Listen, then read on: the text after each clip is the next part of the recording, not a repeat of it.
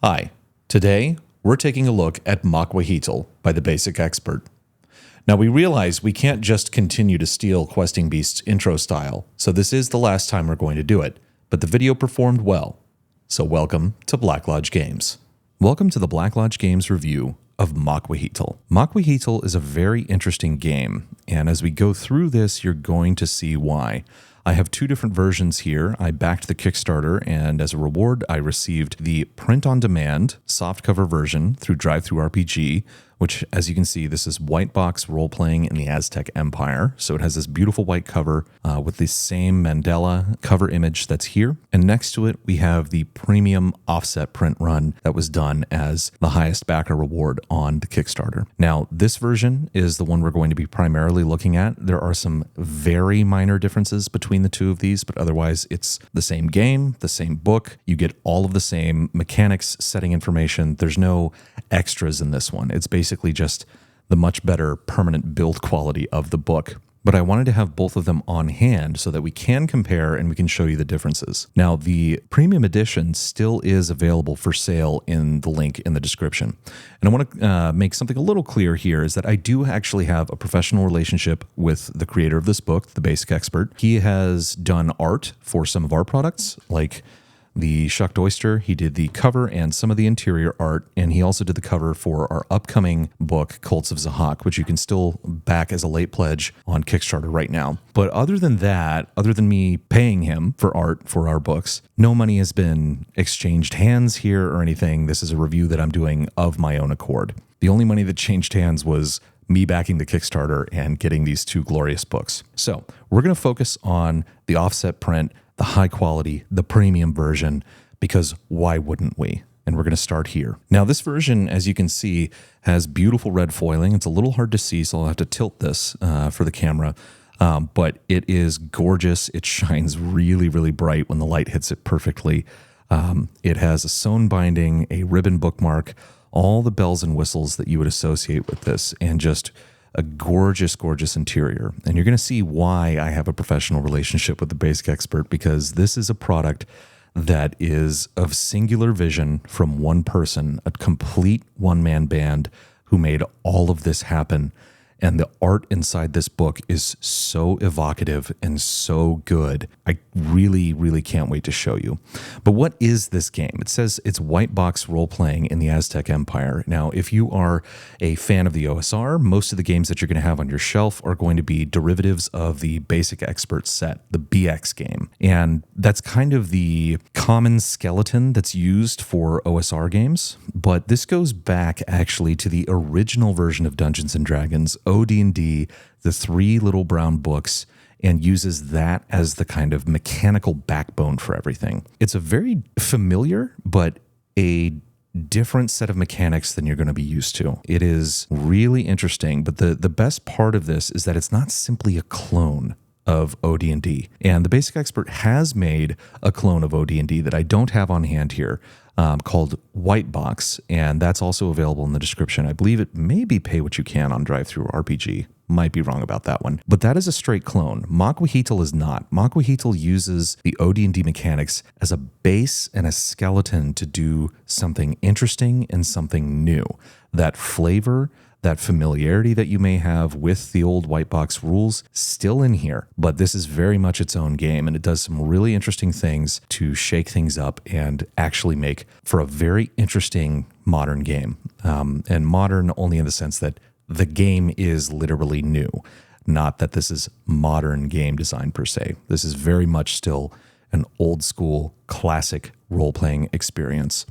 So if we open the book, it is extremely well organized. The interior is absolutely beautiful and has a black and white and red aesthetic. There's basically just this one color is the only thing you're going to see. And it's beautifully integrated with all of the art. And as you can see, the Aztecs did do human sacrifice. We're going to talk all about this sort of thing. This is a really, really amazing game. When it says that you're role-playing in the Aztec Empire, it really means that you are steeped in that setting and you're looking at the world through the perspective of the Aztecs. This is a really, really well-researched game. And it does not shy away from the dark and kind of violent nature culture, and some might say sinister nature of the Aztec culture, but there's no fetishization of it. And there's also no apologies for it. It's literally just, it's presented as the world was, but through the eyes of the people who believed the religion and everything associated with this culture. It's fascinating, and it makes for a totally unique role-playing setting. I don't know of anyone else who's done a game set in Mesoamerica, and so this really is kind of something it's breaking new ground. This is not something that already exists on your shelf. And the introduction goes over all of this and kind of what was the thinking behind making this game. And the second page, page 2, this is where most people are going to get filtered. A lot of people look at the OD&D rule set as being kind of inscrutable. It's known for, at the time when it was released, people thought it was incomplete, or they didn't have the experience with like chainmail or anything like that. And it was kind of a design your own game toolkit is how it was treated. This is not that. This is a very well-made rule set. It's very clear and it's very easy to understand. There's no high Gygaxian here. Nothing is going to be mysterious to you. And if you've played D20 role-playing games before, most of the base of the mechanics is going to be very easily understood. The thing where people are going to get filtered and what's going to make it difficult is honestly how to pronounce Nahuatl words. I'm already having trouble with it, and I am sorry, John, I'm going to absolutely butcher this because I didn't read this book out loud, and it's tough. This part of it is tough. I will be skipping a lot of the words and reading the English parentheticals where they're available, but this is the hard part. If you can look past this, the game is going to sing, and it's going to open up some very, very interesting role play opportunities for you. So getting started, we basically talk about character creation, which is going to be the attribute scores.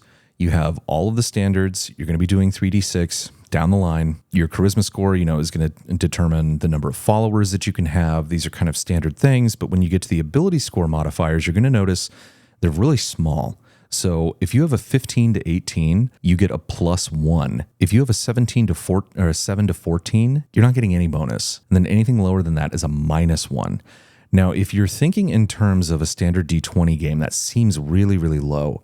But the thing is, most of the die rolls you're going to be making, all of your hit dice and all of your damage dice are done on a D6. And so this is going to modify that D6. So that bonus is actually pretty potent. And the other thing about this game, and this is a departure from OD&D, is that the D6s explode. So if you are in combat and you hit something, you roll damage, and you roll a 6, you're going to re-roll that and continue adding to the cumulative total. So it's very, very possible to do a lot of damage right up front. It's very deadly. This is the type of game where you're probably going to go through several characters, so don't get too attached. But there's some interesting costs and benefits to that because of the hyper-violent kind of nature of this game, of how raw the damage is. You don't always want to kill people, and we'll get into that because there's a big part of this game that is about taking people captive as opposed to just killing them in combat. And so you have to balance whether or not you're going to try to use lethal force or non-lethal force. And these bonuses, these modifiers, this is where it's really going to come into play, because if you're doing a non-lethal attack, you're going to be at a severe disadvantage, -1, -2 potentially on your attack roll. So to offset that, you're going to need this. The game functions on a law, neutrality, and chaos alignment system, which is great. That is, in my opinion, the gold standard for alignment. But it divides and explains how that axis of alignment is going to fit into the religious beliefs and cultural beliefs of the Aztecs. And this is where it immediately, again, this is going to be different than you've seen in character creation in OD&D, is that the Aztecs, their culture, the zodiac sign that you were born under had enormous significance in your life. And depending on the day of the calendar that you were born on, you could be born on a lucky day or an unlucky day. They were extremely fatalistic and not in the colloquial sense, but in the sense of fate. They believed that, your birth sign really determined a lot about your life. And so he breaks down the calendar. The Aztecs actually had 2 calendars going in tandem at the same time. They had the standard solar calendar, which was used for doing things like planning the planting of crops and things like that, agriculture. But there was a shorter calendar that cycled within that, I believe every 260 days is what it says, that is broken into 13 phases. And these phases are, and I'm going to butcher this, are known as the trachena. Within each trachena, there were different days that were going to be lucky or unlucky and would determine different things about your birth. And so this gives you, on the next page, a full calendar, if you just turn it this way, that has all the different day names. And you're going to roll on this basically when you create your character to see which day you were born on and in which phase. And this is going to determine a lot about your character. And this is all easy to understand when you read it. This is not difficult, but this calendar is going to be very, very important because these days, it's not just about character creation. This really meant something to the Aztecs for every part of their life. And especially if you're going to be playing a magic user, the Nahuali class in this game, it's going to matter a lot to you because you have to petition your gods for spells every day. And whether the spell that you're using falls within the trachena, if it makes sense or not, it makes a huge, huge difference. But we'll get to that a little bit later. It's really, really interesting and one of the amazing kind of features of the way the classes are built in this game. But after that, it gives you all the trachena effects. So if you, when you roll on that table, it's going to tell you whether or not this was lucky or unlucky. Like the Macuahuitl, the rain, this is considered an absolutely terrible period. During this time, mothers hid their children from the malevolent female spirits who brought disease and sickness to the people. Characters born during this period have all tests and saving throws against disease and sickness rolled with a -2 penalty. Reduce his hit point total by 1. Associated god, Tlaloc. All of these, some of them are good. Some of them are really, really devastatingly bad. So you don't want to be born on an unlucky day, but you're not strictly limited to what you actually rolled up, because in the Aztec culture, and it explains this, parents could delay the day of naming their child, which would technically be their birthday after that, the day you were named, up to 4 days. So you could shift 4 days so that your kid would have potentially a better or at least less bad fate. So we have explanations for all of them. They're all very flavorful and interesting. If you're born on the lucky day, you're going to roll 2d6 and you're going to check and see what kind of favor that you've been granted, the kind of cool thing that comes with it. And if you have an unlucky day, you're going to get a bane. Same thing. You'll roll 2d6 and you'll get something like, we'll do a good one for this one. If you roll a 5 to 6 on a lucky day, you have noble connections. You have connections within the Aztec nobility. This will be determined by the referee. Versus a 7 to 8 over here on the banes. Injured. You were injured when you were young. Reduce strength or constitution by 1. Your choice. So this is a game that is, like I said, very deadly. Life is cheap, and the culture really encourages acts of bravery and daring and danger. So there's going to be a lot of blood spilled in this game, and your characters will likely pass away, and you might have to make some new ones. But again, it's very, very easy to do so. And this is where the game gets really interesting because it says status points and advancement. So in old versions of D&D, many of you may be familiar, it worked on a gold for XP advancement system where you go into the dungeon, you delve deep, you defeat monsters, and you get treasure. And the treasure that you bring back is going to determine how much experience that you get and how you level up. It's a little different in this game. And this is one of the things where, like Alexander McCrease has said, that when he designs games, he's discovered that the things that you want players to do in your game, you have to reward with experience. And that's very much present here because it's not treasure per se that you're getting your status points, which is essentially your experience points. Social status was incredibly important in Aztec life. And status is put in place of currency in this game. Now, there are currencies. He does go over some of them, what was used as money. The way that you're going to purchase your equipment and your gear is going to be through spending status points. And the way that you level up is also going to be through acquiring status points. And these are mutually exclusive. So if you use status points to level up, those are locked away, cannot be used for equipment. And if you spend them on equipment, they're gone and they cannot be used to level up. So there's a balancing act that you have to do there. And the way that you gain status is by doing these acts of bravery. And this is what I'm talking about. This art is so good. It has this just crazy good black and white style with this beautiful red. added in here. And we'll get a little more into the advancement a little bit later because it's just a note in the beginning. But you have a very simple character sheet. Like I said, this is super easy to make your character. Now, since this is OD&D, it is working on descending armor class. I personally believe that ascending armor class is the greatest technological achievement in role-playing game design, or at least innovation in the D20 line ever. I like number go up. Number go up is good. Number go down is bad, obviously. And this game does have both. For those of you out there that would get filtered by descending AC, you can use ascending AC.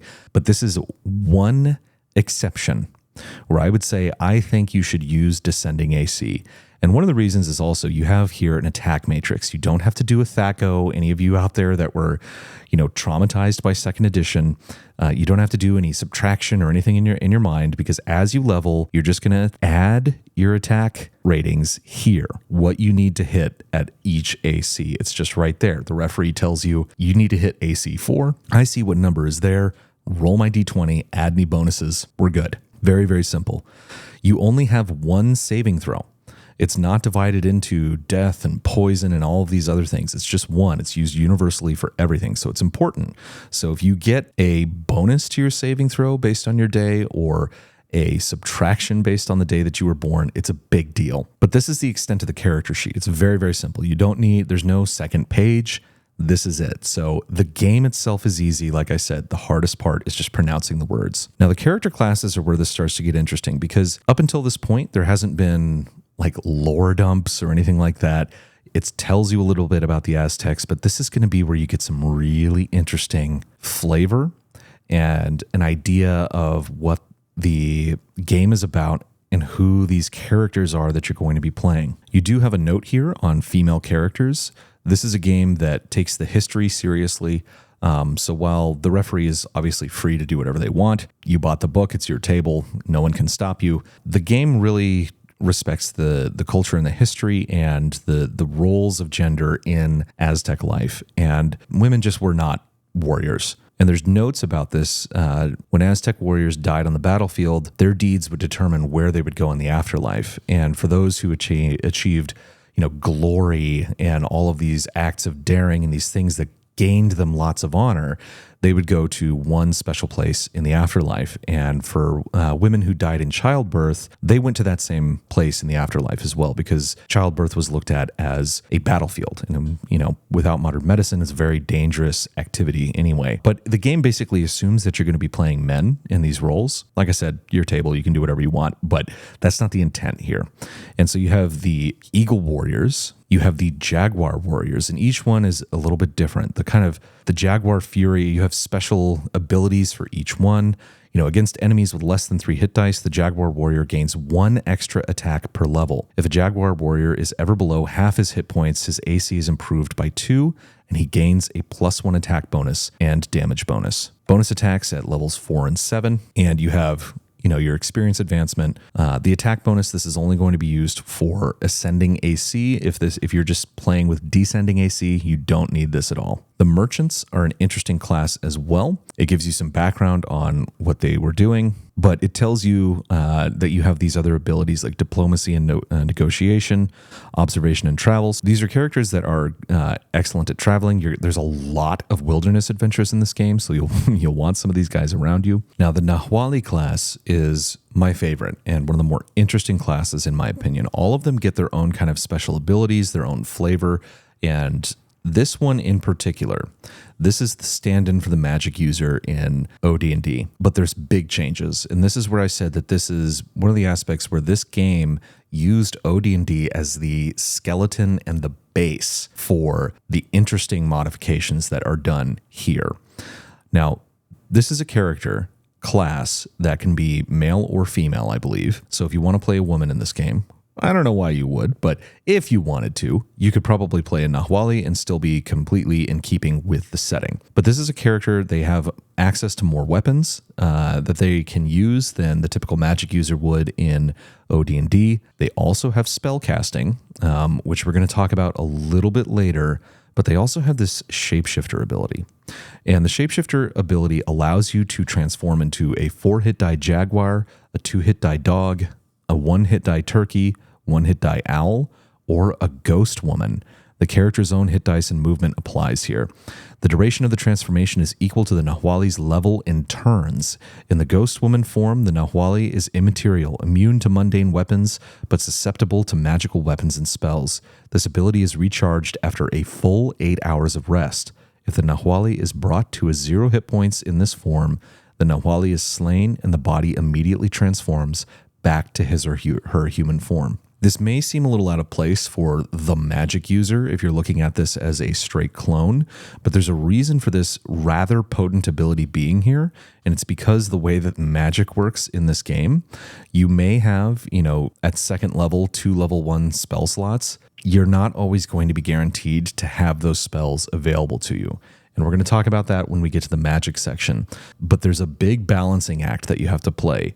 So because of the restrictions around the magic system, which are cool, and this is not just throwing wrenches in those of you who want to play a magic user class, you get other benefits. You can use more weapons typically than you would, and you have this very potent ability where you can shapeshift, which is also just cool as fuck. After that, you have the Atomi mercenaries that they have battle fury. Like the Jaguar warrior, the Atomi mercenary is able to make a number of attacks equal to his level against foes less than 4 hit dice.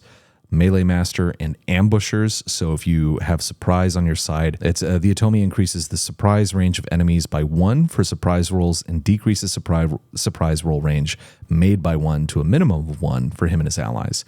So there's benefits to having each class in your party. Like a Nahuali is going to give you access to magic. This guy is going to be excellent if you're trying to ambush and do these kind of daring things that the Aztecs do. But you also have the Shorn ones, and the Shorn ones are also a combat class. You have battle fury like the Jaguar warrior. You are a Macuahuitl master. So if the Shorn one has a +1 to hit when wielding a Macuahuitl, but you also get spell casting, and you're subject to all of the same restrictions we're going to talk about.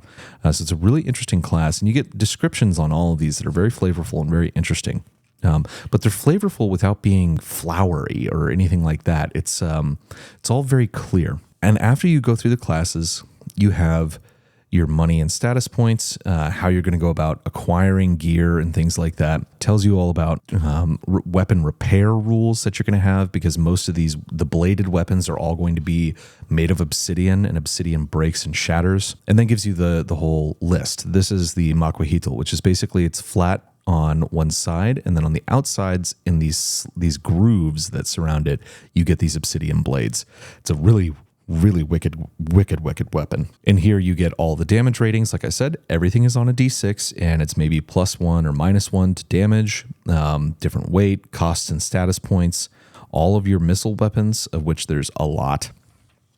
And then we go over armor class, and this is where it's going to tell you about ascending versus descending AC. I would definitely use descending AC if you're playing this, and the different kinds of armor, which are really cool. From here, you have equipment lists, including, I believe, followers will be in here as well. Yes, followers are here on this page. Tells you what kind you can get, what's the cost and status points, and this is an ongoing cost that you're going to have to pay, I believe, on a monthly basis. I could be wrong on that. And you are, of course, limited to the number of followers that your social class and your charisma and everything like that allow you to have. And they have loyalty.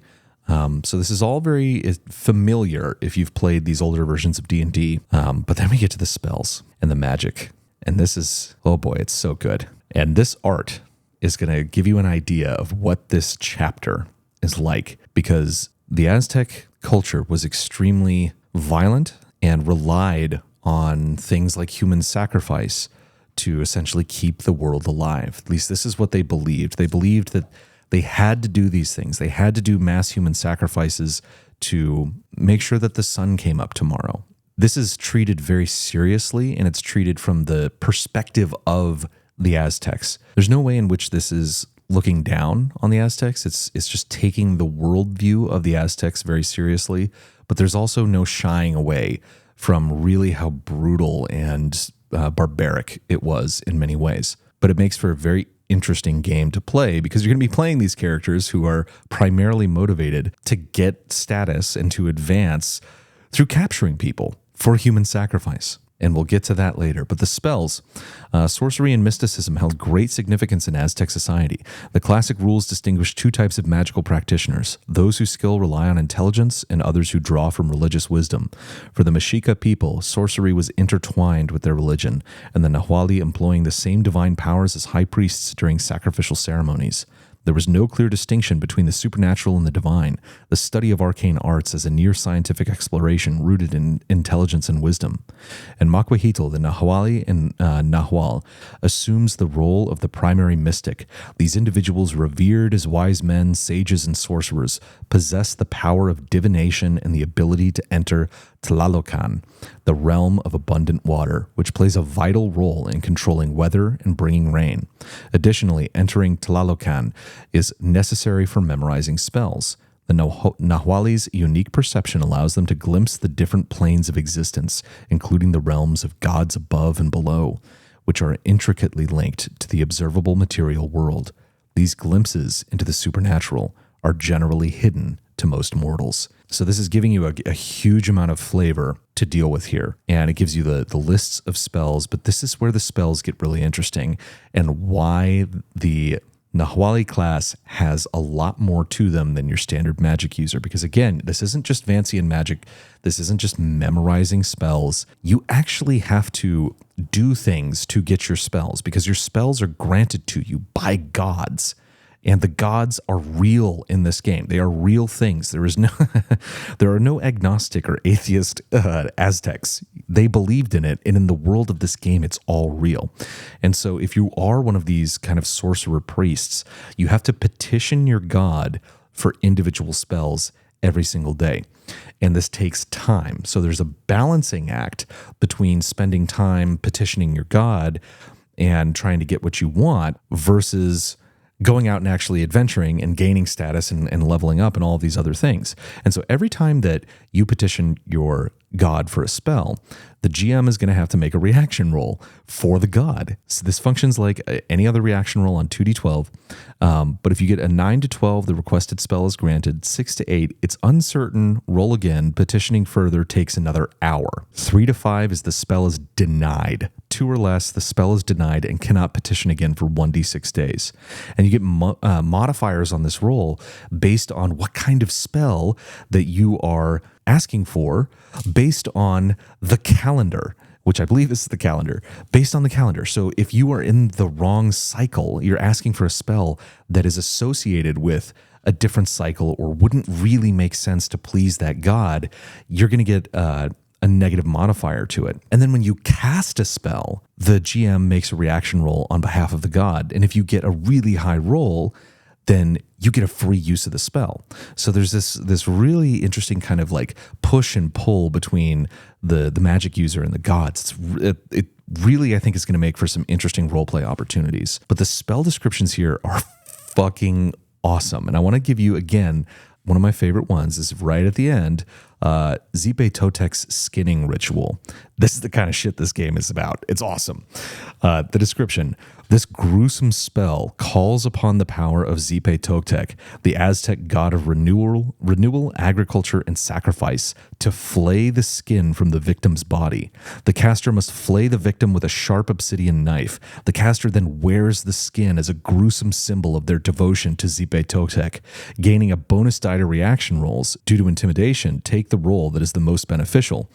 And the wearer's AC is improved by 2. The skin will last for 3d6 days before it begins to stink. At this point, the AC improvement is lost, and the wearer would receive a penalty to reaction rolls due to the smell. Take the worst roll of 3 dice. This is a brutal game, and you're going to do some really fucked up shit in it. But it's really, really cool, really flavorful, really dark, and filled with gorgeous art. This book is just awesome. Like this whole magic section really, really got me interested. And I was like, I couldn't put this down. Huehueteotl's Inferno. I'm so sorry. I know I'm butchering this. This is why I said you're going to get filtered by how to pronounce things. This spell summons the fiery power of this god, the Aztec god of fire and wisdom, to engulf the caster's enemy in a searing inferno. When the spell is cast, the caster chooses a point within range, and a column of fire erupts from the ground, engulfing all creatures in a 20-foot radius centered on that point. Each creature in the area must make a reaction-based saving throw. On a failed save, a creature takes 4d6 fire damage, while on a successful save, the creature takes half as much damage. And again, low hit points, exploding d6s. This is bad fucking news if it happens to you. And good news for you if you use it on someone else. Oh man, this one's cool too. Summon the Tzitzimítl. This spell summons a powerful Tzitzimítl from Aztec mythology to do the caster's bidding. The caster must have the obsidian figurine and the lit black candle to cast this spell. The summoned Tzitzimítl has 4 hit dice, an AC of 4, and can attack with its claws for 2d6 damage. The Tzitzimítl will obey the caster's commands to the best of its ability for the duration of the spell. However, if the concentration is lost by the caster, like if you're attacked or anything like that, the caster will lose control of the demon. The demon will then attack the caster. The caster can dismiss the demon before the spell ends. If the spell ends, the demon is sent back to the heavenly realm. It is said that this demon, fearsome star demons who were once threatened to devour the world, and they are not to be trifled with. And there are monsters based in the Aztec myths and some original ones made by the basic expert later in this book. It's really, really cool. So you're getting an idea, I think, here of the kind of flavor that comes in this game. This is an interesting book in the sense that basic expert comes from kind of a different starting point and has a different goal in what he wants to do with role-playing games. It's not completely dissimilar to what we want to do, but he's very much interested in how the rules affect the game. What kind of a game do these rules produce? And what does this kind of say about the setting and the world? This is a game where the setting and the mechanics are just so perfectly intertwined. It's like the teeth of gears, just perfect machinery where they're married to each other in such an interesting way where it's like I can see the appeal of like the procedures and how this game operates and how it can become this really cool war game. But the setting is so deep and like just dripping with flavor. And this is the kind of thing where people like me and Nick want to do the immersive role play thing. It's like, this is such fertile ground. And the kinds of spells that you were asking for tells you a lot about the culture, but it tells you the kind of character that you're playing. This is absolutely brilliant stuff. I love it. But beyond that, we get to the actual adventuring rules, how you level up, how you gain status. And this is where we kind of answer the question of like, what are you actually doing in this game? Sure, you're playing Aztecs out in Central and South America. What's that actually mean? What am I doing in the game? What's the objective? You gain status points and more social status in this game by going on raids and doing things like killing and defeating enemies, which is going to give you the base status points for, it's basically the experience points for killing whatever monster it is or whatever kind of warrior you're fighting, that sort of a thing. But capturing a human enemy alive is worth that base times 5. So you're going on raids basically to capture prisoners. And so you don't want to just go in and kill everything in this game. You're actually incentivized to bring them back. Rescuing your guys from others gives you a lot. It's 250 status points per captive. Conceiving a child, if you're married, also gives you status points. And these are things that really actually mattered in the historical period, in the culture at the time. Obviously, there weren't literal status point ratings back then, but this is a way of taking that culture and the kind of objectives of social mobility and building that into the advancement loop of this game. And so again, you're not incentivized to just go into the dungeon in this game. This is not an adventuring game in that sense. It's an adventuring game in the sense that you're going to be raiding other tribes and getting into conflict with other tribes, taking prisoners, recapturing your own prisoners. It's really, really cool stuff. Successfully raiding an enemy village. Lots of status points, 500 to 1,000.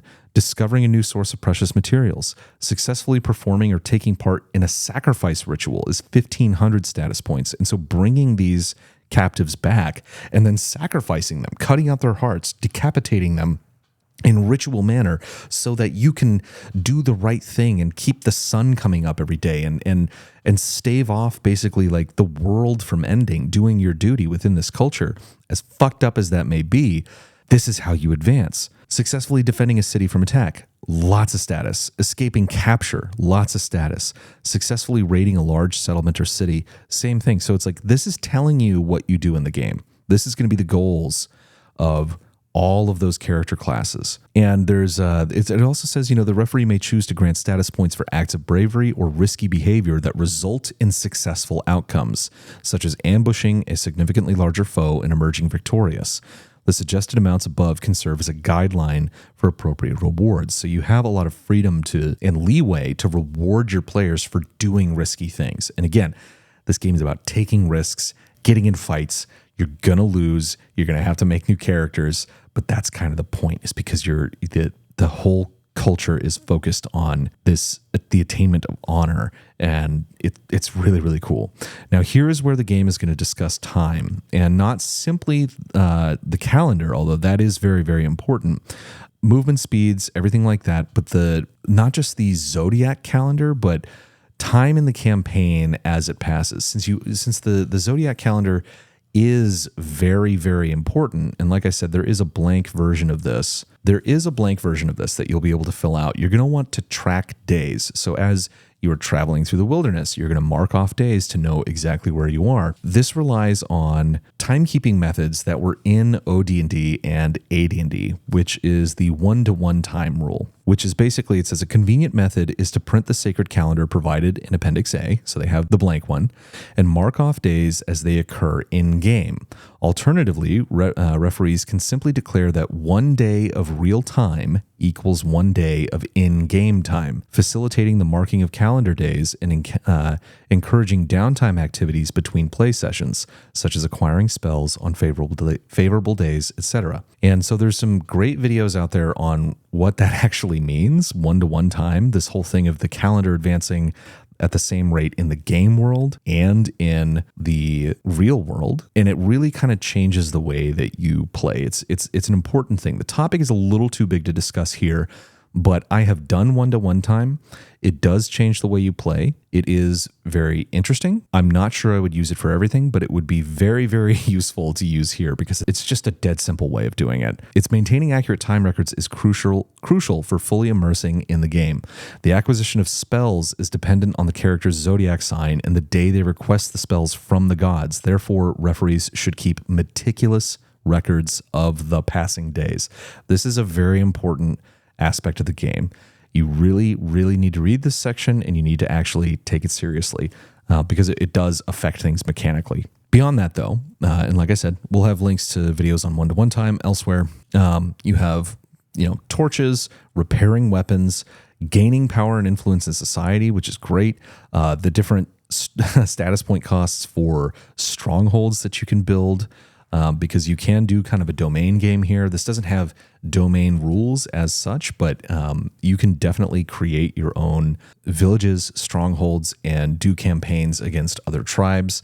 This would be an excellent game to do like a kind of West Marches style campaign or a Broasar campaign where you have multiple competing parties, people independently acting under fog of war across time, across a big hex map, and doing raids against each other. This is perfect for PvP if you want to do that. Like, this game is fucking awesome. And then the exploration rules are going to be really important because you'll see there's a bunch of maps in this game. You basically get all of Mexico to play around in, but you get random encounters for deserts, roads, plains, rivers and shores, settlements, jungles, swamps, hills, and mountains. You can make different discoveries. So you're discovering these different locations, which could be an ancient temple overgrown with vines, crystal caves sparkling with gemstones, and caves are very, very important. This is explained in here as well. All sorts of different locations, just full of useful stuff. So this is the stuff that I love in games like this. This is something that I loved about Shadowdark very much. Axe as well.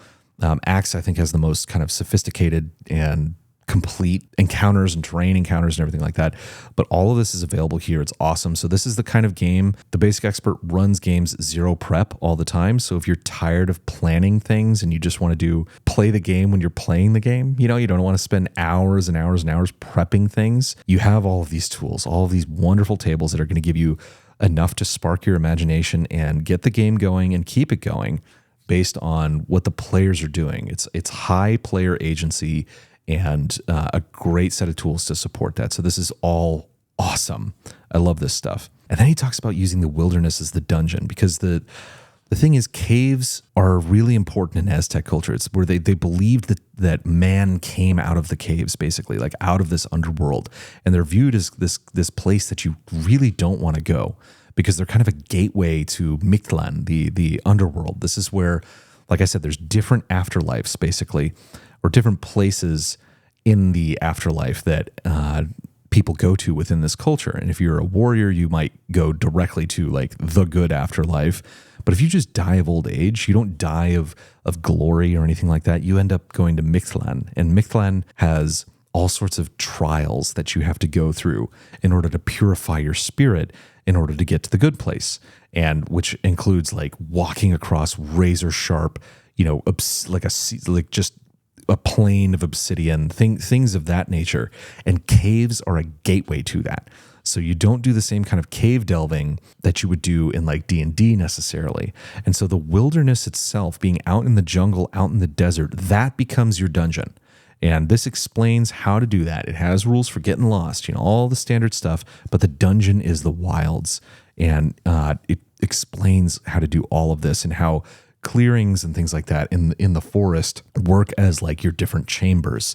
Deer trails or game trails might be the different passageways. And you have all sorts of wilderness events. This is the zero prep dream. You've got just such awesome, useful, flavorful stuff. And then when you go into the underworld, if it may possibly take you to Mictlan. You have these places. You also have ancient ruins of other societies like the Olmecs, and I believe the Toltecs. I may be getting that one wrong. The Olmecs were, I was right. The Olmecs and the Toltecs. You have the ruins of other civilizations that may function sort of as a traditional dungeon. You go in and there may be spirits and monsters guarding enchanted items and all sorts of stuff like that. So you have that aspect of D&D in here, but it's built into the Aztec worldview and the Aztec world. It's so fucking cool. And then you have all the useful stuff for NPC generation, attitudes, like just everything you need for running a great game. And again, the art in this book is so good. Every single piece was done by the Basic Expert, and it's all this unified style. This game is it has an incredible focused vision. This is one guy who did everything, and it just came out awesome. Combat rules, of course. Each class has its own attack matrix. So like on the character sheet, which is at the beginning here, your character sheet. So the attack matrix here, again, you just write down, if you're using descending AC, which number you have to hit at each AC at each level. So if I'm level 3 as an Eagle Warrior and I'm hitting AC 9, I need to roll a 9 or higher, a 10 or higher for 8, an 11 or higher for 7. You don't have to do the math. You don't have to do THAC0 because there's an attack matrix. This is something that I can't believe was removed from 2nd edition AD&D. It's just insane. This makes all of that so much easier. The attack matrix is so much better than THAC0. And THAC0's not hard, but I hate it. I fucking hate it. And it's nice to have this. So these are the progressions for everyone. This does use side-based initiative, which people who are familiar with OD&D are going to know exactly how this works. Prepared or cast spells are going to go off first, then missile attacks, then melee, and then you'll do movement. The exception to this is if you're doing a charge, the melee and movement are going to happen simultaneously, basically. You have an optional weapon versus armor table. So if you want to get really autistic in there, this is all there for you, which is great. I probably wouldn't, but that's just me. I'm a math cell. And then goes on damage rolls, invisible enemies. We've got all sorts of everything that you need to play this game, and it's very easy to understand. There's nothing here that's going to be mysterious to anyone who's played an OSR game before. but it's going to be different than like a BX derivative game, but that all that DNA is there. This is not going to be hard. And after that, you get the setting on the chapter on the setting. And this is what's going to give you a timeline of the Aztec Empire, important people that were ruling in different time periods, the creation myths, the beliefs, all the different suns. You'll get information on religion and the calendar and gods as well. This is also where it says you go to azteccalendar.com. This will give you whatever day you need. Especially great for if you're using one-to-one time. You say, oh, it's been 9 days since we played, so 9 days in the game is advanced. What does that actually mean with the calendar? It'll tell you, and then you can just cross-reference that in the book. It goes over the importance of human sacrifice, the types of human sacrifice. And again, this is a brutal game based on a brutal and in my opinion, very savage culture, but it doesn't shy away from that. And it also, again, is presented from the perspective of the people. Awesome, fertile ground for roleplay, and just it's just beautiful. It's a great setting. I devoured this section, and I want to play in this game. So it goes over the many gods of the Aztecs, the different afterlives, the 13 heavens, the House of the Dead, Aztec society, women in Aztec culture. It was a warrior culture, an honor culture. This was cool, the flower wars. So the Aztecs, they were an expansionist militaristic empire, but they were also just doing warfare with other civilizations near them that was based purely on like ritual. So they would go and do these like competing games with each other before they would actually fight. And this was a way in which like the standing army was kept sharp, but it wasn't necessarily always about conquest. It was about the ritual and the ritual of the combat. It's really fascinating stuff. So this is it's not just, oh, this is an interesting setting to play in. It's like you learn so much about Aztec culture through this. It's really fascinating stuff. Military service and the social ladder. So this is how you move up. The capture of warriors. What happens to you if you get captured? What does that do to your social status? What's going to... You're probably going to get sacrificed. You may be thrown into like gladiatorial pits and given the chance to fight your way out. Of course, you're going to be given a Macuahuitl that has no blades, and your enemies will have blades. Military campaigns and supply. Again, this can turn into a full-on war game, and it probably should. That's kind of the point, in my opinion. Economics and trade. And then you get, like I said, the timeline of the events, the lists of these important emperors. And it makes the point here, too, that the history here and the timeline is really hard to reconstruct because the Aztecs were known to basically throw out the real records and then write a bunch of propaganda to make whoever's in power at the time look good. So you're piecing together what we know were deliberately altered historical accounts. It's really, really fun. And all the major cities and locations that you can adventure in, adventure to, and fight wars between, and then the other civilizations that the Aztecs were at war with. And there's quite a few. And so then you get the maps of the empire. And so this is like you get different scales, and it's explained here. And this is one of the areas where the print-on-demand version is going to differ a little bit. The maps are the same, but the way that they appear is different. And I'll talk about that in a bit. But there's a lot. There's a lot of hex maps with a lot of interesting stuff on them. And just a huge adventure. There's more adventuring area here than you could possibly ever explore in a campaign. It's massive. Herbalism and medicine. So it goes over all the different types of plants you can find, and most of them do very terrible things to your digestive system. Many kill you, but others can be like healing potions, essentially. In place of healing potions, you have an effects table for one of them in particular. If you take it, there's things that are like psychedelic, like peyote. And again, we have what I assume is a Nahuali doing some sort of psychedelic meditation here. It's so good.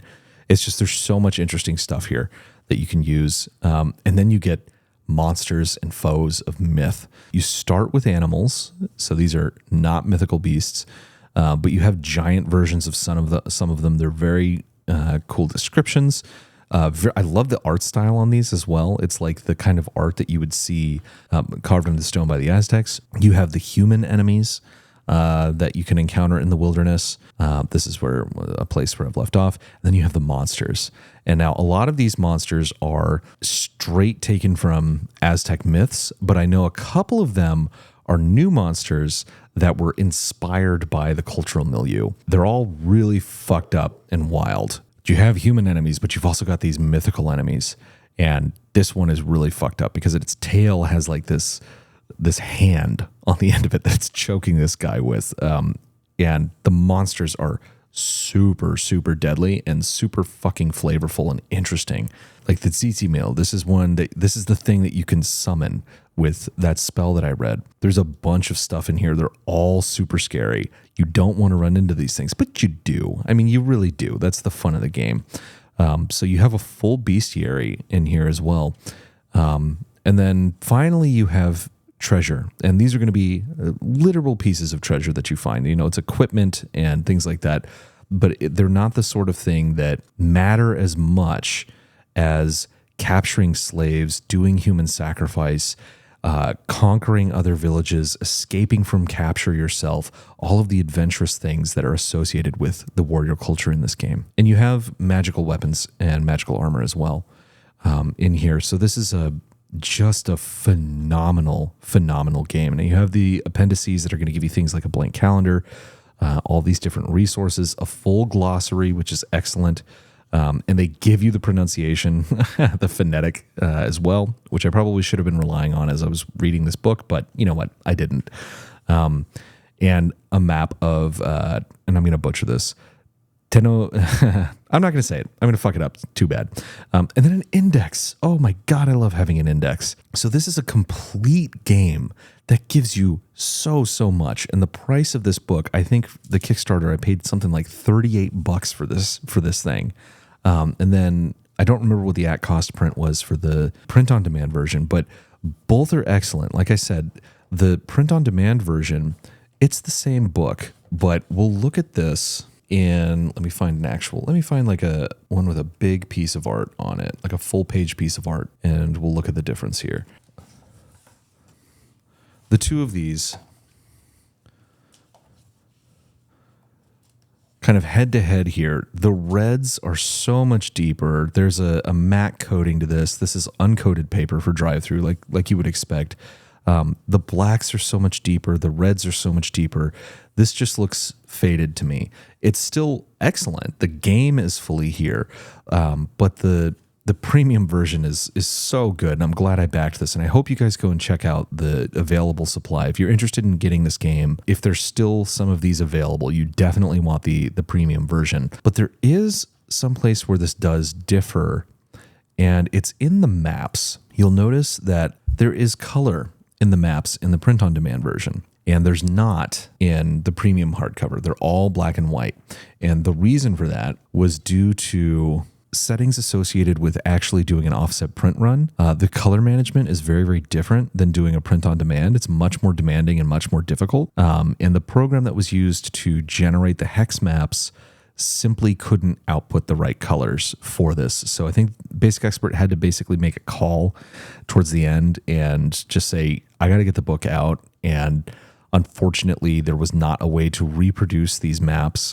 with the color in them in the premium version. It doesn't matter to me. You can't really see. I can see it here. I'm not sure if you can see it on the camera, but this shaded red area is shaded gray on this version. But that would be the primary difference. This is a much higher quality printing than what DriveThru is capable of producing. But you will see a bit more color on these pages in particular. But you don't have a sewn binding. It's glued. This will last a long time. I have tons and tons of DriveThru books. I sell books on DriveThru now. If you get this version, it's less expensive.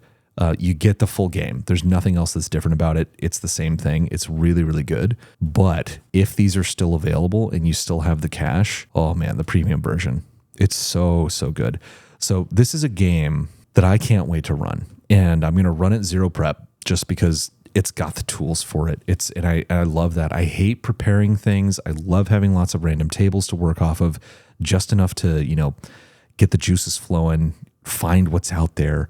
And this is so full of incredible inspiration for creating amazing characters and playing in a very dangerous world and having interesting and unique culture to actually explore and play with in a game and take it seriously from the characters' perspectives. This is a brilliant, brilliant game. And again, this red cover is just beautiful.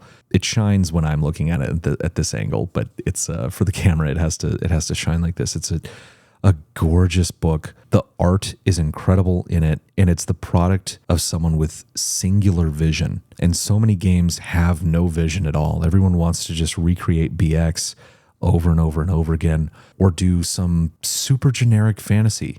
And this is not that. This is mythic Aztec role-playing, basically. It's a unique setting, unique mechanics, excellent tools to run a game, and it's fuel for the imagination. So I really like this game. I liked it when I first kind of flipped through it. Finally was just like, you know what, I'm going to get that off the shelf. I'm going to read it. And I'm so glad I did, because this is something that the Basic Expert should be incredibly proud of. And I can't wait to play. It sounds like so much fun. If you want to do a really unique West Marches style game, multiple parties, multiple DMs, huge hex map, people doing things, multiple actors operating under fog of war. You want to do the Aztec Bronstein thing. There's no substitute. This game is made for that. It's fucking awesome. So I like Macuahuitl. I think you should like it as well and have good taste like I do.